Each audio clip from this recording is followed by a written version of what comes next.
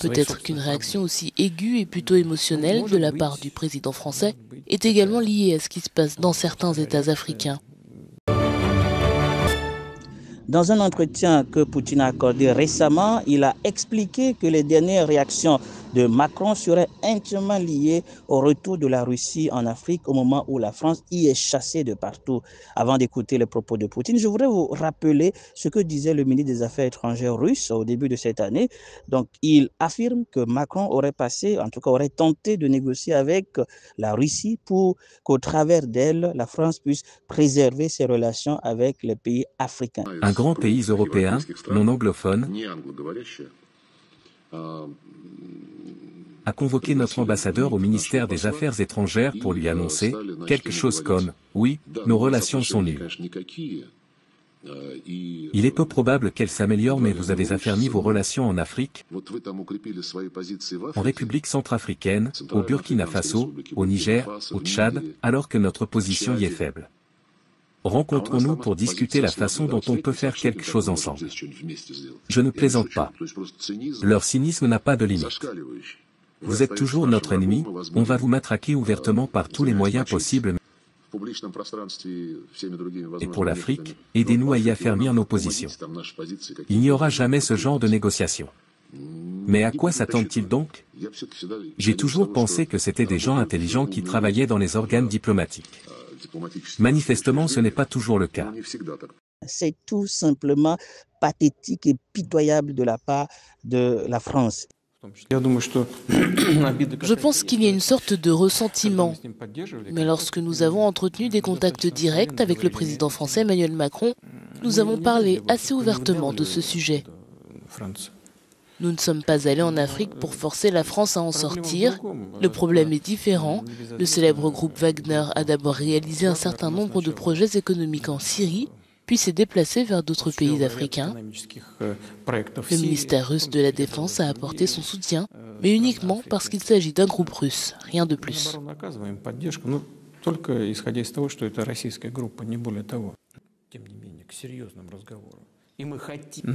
Il est probablement plus commode d'être offensé par quelqu'un sans voir ses propres problèmes.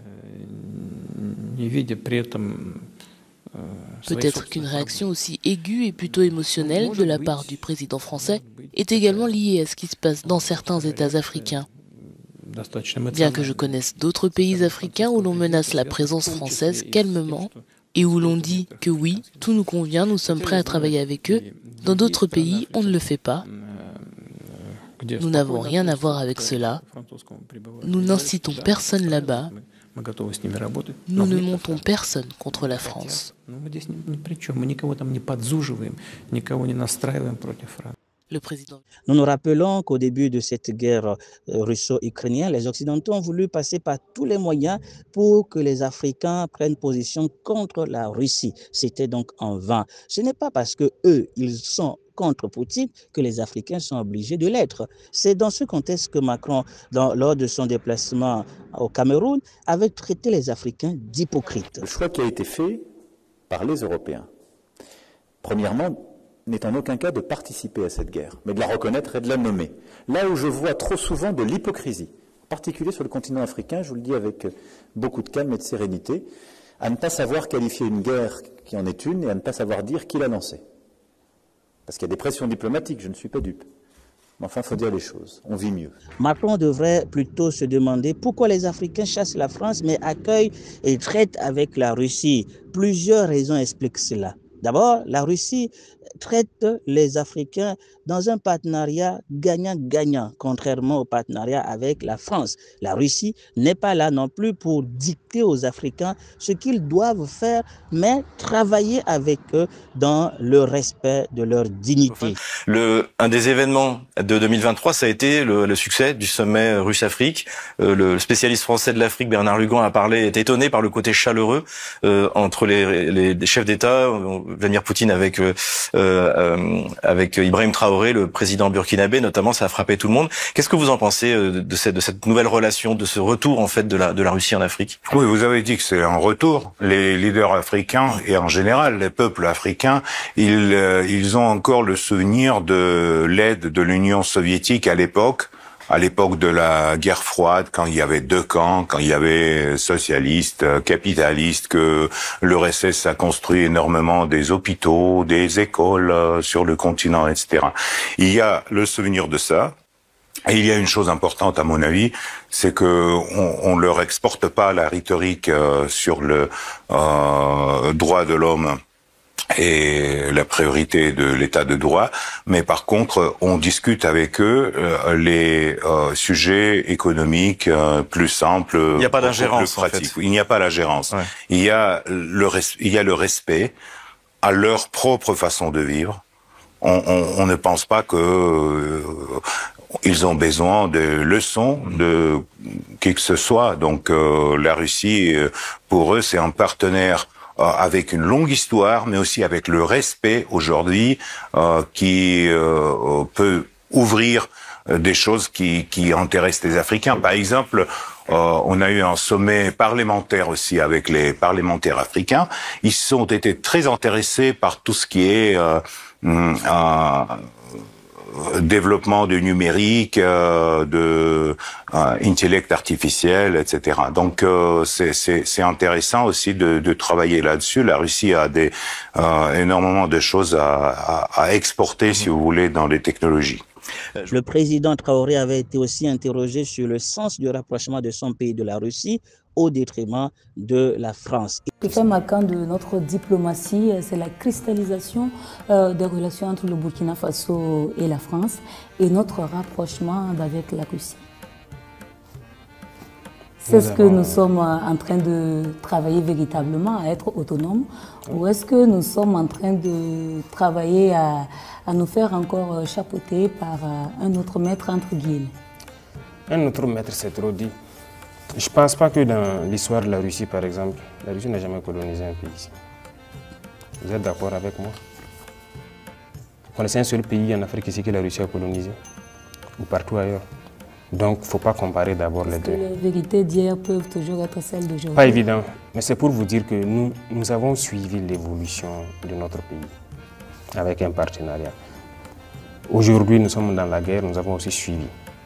On a jugé que ce n'est pas sincère. On arrête. Pourquoi depuis 1960 jusqu'à aujourd'hui, soi-disant indépendance, vous savez bien qu'il y a beaucoup de mots. Ça ne va pas. On produit beaucoup, on a toutes les richesses, mais pourquoi ça ne va pas? Il y a quelque chose qui ne marche pas. Nos matières premières sont exportées. À les transformer, on revient nous vendre encore avec... donc on exporte en quelque sorte nos emplois et toute notre richesse. Sur le plan économique, rien ne va. Sur le plan de défense, on a vu avec la guerre, rien ne va. Pourquoi il faut continuer? On change de partenariat. Qu'est-ce qui garantit que la Russie sera mieux que la France à l'avenir? Les Russes suivent très bien ce qui se passe en Afrique. Et c'est parce qu'ils sont aussi anti-impérialistes que nos esprits, je peux dire nos idées convergent. Voilà. Déjà, quand vous prenez nos équipements ici, la plupart de nos équipements sont russes. La plupart. Ils acceptent de nous vendre tout. Et vous avez vu un équipement, je dirais français peut-être ici? Il n'y en a pas beaucoup. Quelques-uns. Aujourd'hui, dans cette guerre, comme on le dit, cette année, nous avons fait l'expérience. On refuse de nous vendre, par exemple, beaucoup d'États impérialistes refusent de nous vendre ce qu'ils disent, ce qui est létal. Des canons qui se montent sur l'avion, on refuse de nous vendre. Et voilà. Et avec la France, il y a beaucoup de choses qu'on souhaite payer, mais ils ne vont pas nous donner la licence. On ne va pas nous vendre. Et même avec les Américains, on a eu des soucis. Donc, les terroristes doivent avoir une arme, ils nous tirent dessus. Bon, nous, on ne doit pas avoir ce qui tue. C'est des gaz lacrymogènes, c'est autre qu'on peut nous vendre. Je ne sais pas. Si nous sommes en guerre et que nous avons des populations qui meurent, on veut se défendre, et vous refusez de nous vendre ce qui est létal, vous n'êtes pas nos amis. Tout à fait. Un ami n'agirait jamais de la sorte. Et la France n'a jamais été donc un ami, un vrai ami de l'Afrique. Elle ne cherche que son intérêt. C'est ce qui a toujours motivé ses actions vis-à-vis de l'Afrique. Aujourd'hui, elle considère que la Russie nuit à ses intérêts et c'est pour ça que Macron est agité. Macron trouve que la victoire de la Russie en Ukraine serait donc insupportable pour la France. Le régime russe est un régime autoritaire, déterminé à combattre nos valeurs et nos intérêts. C'est vraiment plus facile d'accuser les autres que de reconnaître ses erreurs et d'assumer ses responsabilités.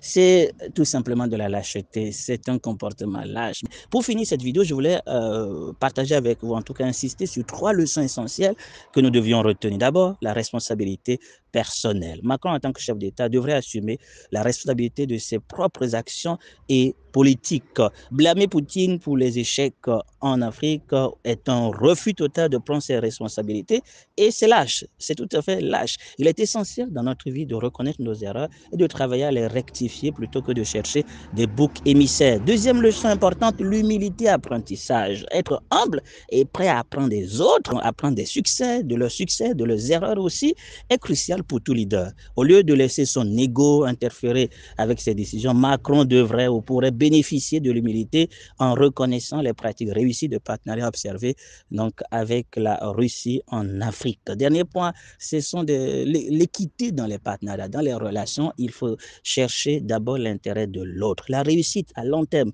de partenariat dépend souvent de leur équité et du respect mutuel.